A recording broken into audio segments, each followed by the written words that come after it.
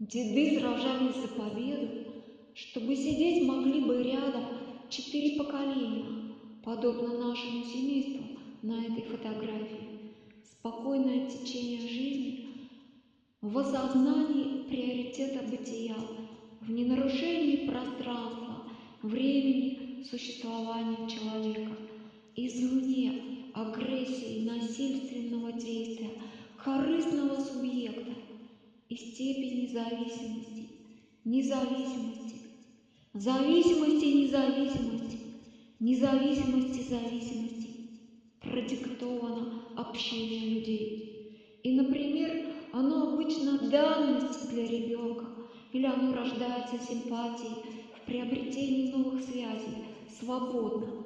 Общение в отсутствии желания общаться аномально. Его навязывают нам, как правило, мздоимцы странного капитализма здания, то есть те люди, ищущие выгоду с позиции властвующих, неразумно в данном случае.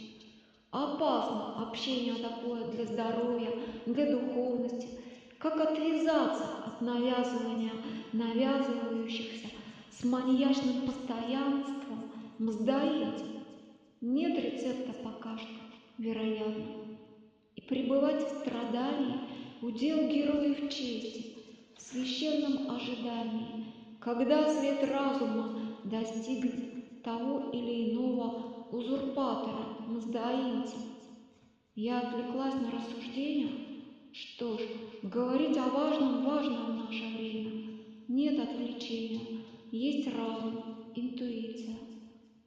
Заканчиваю стих в необходимом продолжении словами, которыми его я начала сегодня, майским днем. Спасибо деду за победу, всем мира и девиза мудрого существования.